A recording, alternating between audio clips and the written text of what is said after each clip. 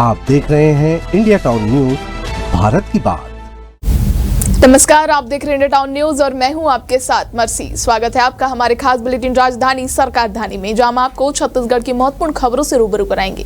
Bulletin की शुरुआत करने से पहले एक नजर आज की हेडलाइंस पर। छत्तीसगढ़ विधानसभा में गुर्जर किराए के भवन में बीडीएस केंद्र और दिव्यांगजनों के लिए पद चिन्हांकन का मामला। कांग्रेस पीएसी की बैठक में भूपेश बघेल ने जाहिर की कड़ी नाराजगी। मीडिया में बयानबाजी को लेकर पायलट ने जताई चिंता। गौरव द्विवेदी और मनिंदर कौर द्विवेदी को मिला प्रोफार्मा प्रमोशन। सामान्य प्रशासन विभाग के सचिव मुकेश कुमार बंसल ने जारी किया आदेश।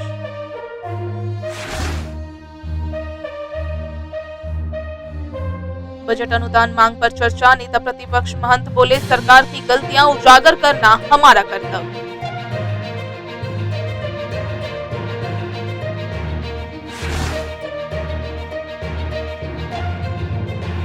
जिला पंचायत अध्यक्ष चुनाव रायपुर में बीजेपी तो सुकमा में कांग्रेस ने मारी बाजी, परिणाम हुए घोषित।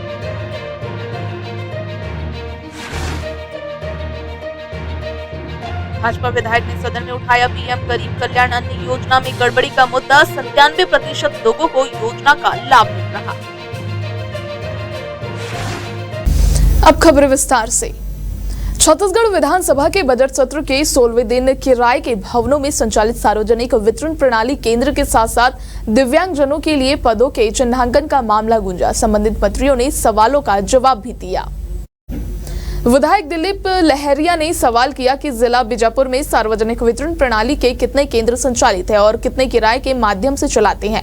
मंत्री दयालदास बघेल ने बताया कि 482 ऐसे स्थान है जो भवन विहीन है। राशन दुकान चलाने वाले भवन का किराया देता है। मंत्री ने बताया कि भवन बनाने के लिए रोजगार गारंटी और अलग अलग मद से राशि ली जाती है और भवन बनाए जाते हैं। इसके साथ सदन में दिव्यांगजन अधिकार अधिनियम के तहत पदों के चिन्हांकन का मामला भी गूंजा। भाजपा विधायक प्रबोध मिंज ने सवाल पर महिला बाल विकास मंत्री लक्ष्मी राजवाड़े ने बताया कि किस प्रकार के दिव्यांगजन के लिए पद चिन्हांकित होगा।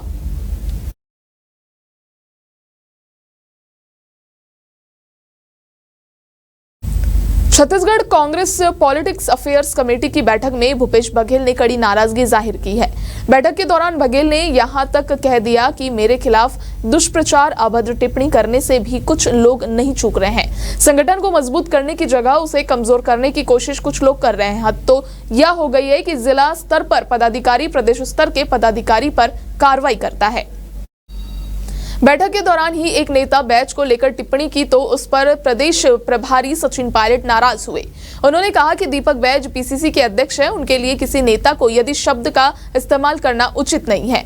बैठक में पायलट ने खुले तौर पर बैच का समर्थन किया। साथ ही उन्होंने आगामी कार्य योजना को लेकर सुझाव भी दिए। उन्होंने कहा कि हमें एकजुट होकर काम करने और मुद्दों पर लड़ने की जरूरत है। साथ ही मीडिया में बयानबाजी को लेकर भी बैठक में पायलट ने नाराजगी जताई।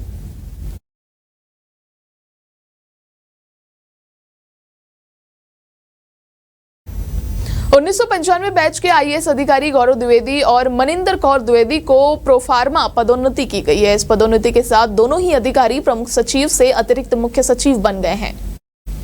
सामान्य प्रशासन विभाग के सचिव मुकेश कुमार बंसल ने यह आदेश जारी किया है। केंद्रीय प्रयुक्त नियुक्ति पर अधिकारियों को प्रोफार्मा पदोन्नति दिए जाने का नियम है। गौरव द्विवेदी इस वक्त प्रसार भारती में सीईओ के पद पर कार्यरत है। वहीं मनिंदर केंद्रीय कृषि विभाग के उपक्रम में एमडी है।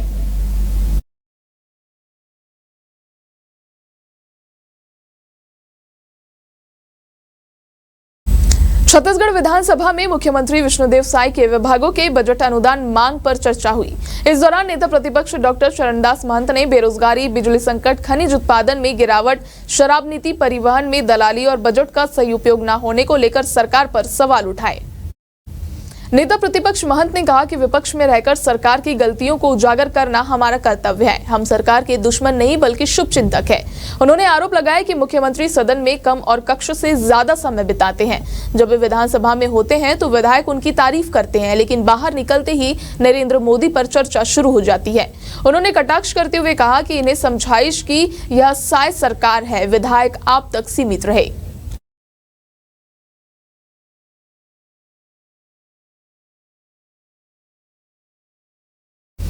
छत्तीसगढ़ के रायपुर और सुकमा जिले में जिला पंचायत अध्यक्ष पद के लिए चुनाव संपन्न हो गए हैं। दोनों जिलों के नतीजे घोषित कर दिए गए हैं, जिसमें रायपुर में बीजेपी ने जीत दर्ज की, जबकि सुकमा में कांग्रेस ने बाजी मारी है। रायपुर जिला पंचायत अध्यक्ष पद के लिए हुए चुनाव में बीजेपी के नवीन अग्रवाल ने जीत हासिल की है। उन्होंने 2 वोटों के अंतर से जीत दर्ज की और कुल 9 वोट प्राप्त किए हैं।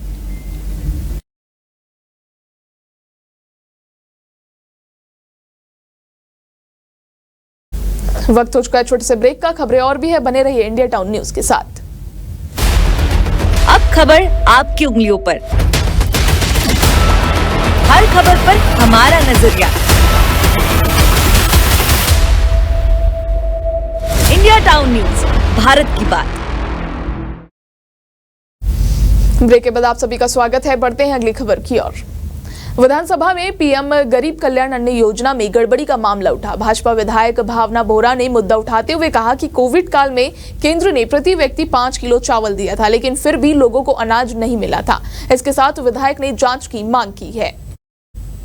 मंत्री दयालदास बघेल ने कहा कि 97% लोगों को योजना का लाभ मिल रहा है। अब तक कोई शिकायत नहीं आई है, जानकारी दीजिए।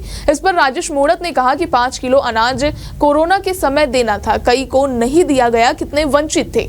मंत्री दयालदास बघेल ने कहा कि प्रश्न वर्ष 2023 से 2025 के बीच का है। इस पर विधानसभा अध्यक्ष डॉक्टर रमन सिंह ने कहा कि प्रश्न 2023 से 2025 के बीच का है। 2019 में पहुंच जाएंगे तो तत्काल जिसे जानकारी दी जाएगी। मंत्री ने स्पष्ट किया कि अतिरिक्त आवंटन अभी नहीं मिल रहा है।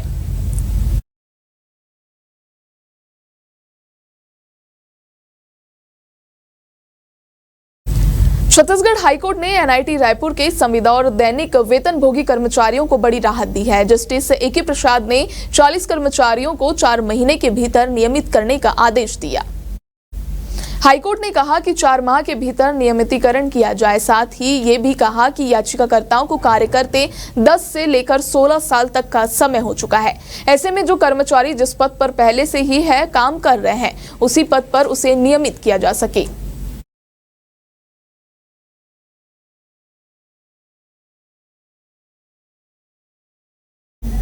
छत्तीसगढ़ के सरकारी आदिवासी छात्रावासों में 2022 से अब तक 25 बच्चों की मौत हो चुकी है। ये जानकारी सरकार की तरफ से विधानसभा में दी गई है। कांग्रेस विधायकों ने आंकड़े कम बताने का आरोप लगाकर सदन में हंगामा किया। सदन के सदस्य कांग्रेस विधायक लखेश्वर बघेल ने बच्चों के मौत की जानकारी मांगी। उन्होंने बस्तर संभाग के छात्रावास में बच्चों की मौत को लेकर सवाल उठाया। इसके जवाब में मंत्री ने बताया कि 25 बच्चों की मौत 3 वर्षों में हुई है। विपक्ष मंत्री ने जवाब में संतुष्ट नहीं हुआ। विपक्ष ने सरकार पर आंकड़े छुपाने के भी आरोप लगाए।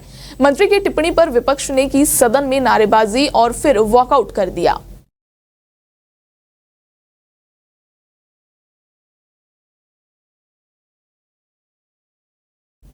रायपुर नगर निगम में 3 बड़े बकायेदारों के नाम सार्वजनिक किए गए हैं। इन कारोबारियों से करीब 37 लाख रुपए वसूलने के लिए अधिकारी लगातार मशक्कत कर रहे हैं। इन बकायेदारों के प्रॉपर्टी को सीज करने के लिए कुर्की वारंट भी जारी हुआ है।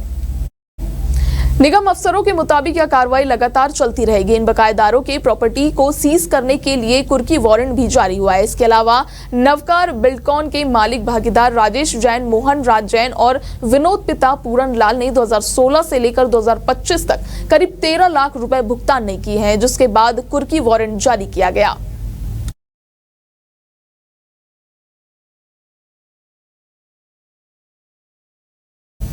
एक बार फिर बड़ी प्रशासनिक सर्जरी हुई है। राज्य प्रशासनिक सेवा के कई अधिकारियों को इधर से उधर किया गया है।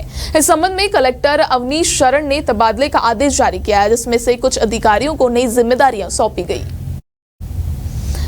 जारी आदेश के अनुसार डॉक्टर ज्योति पटेल को अपर कलेक्टर बिलासपुर के पद पर नियुक्त किया गया है। मनीष साहू को संयुक्त कलेक्टर बनाया गया है। इसके साथ ही उन्हें अनुविभागीय अधिकारी बिलासपुर का अतिरिक्त प्रभार भी दिया गया है। वहीं पीयूष तिवारी को डिप्टी कलेक्टर बिलासपुर की जिम्मेदारी सौंपी गई है। शिव कुमार कंवर को डिप्टी कलेक्टर पद पर पदस्थ किया गया है। इसके अलावा उन्हें अनुविभागीय अधिकारी तकतपुर का अतिरिक्त प्रभार भी दिया गया है।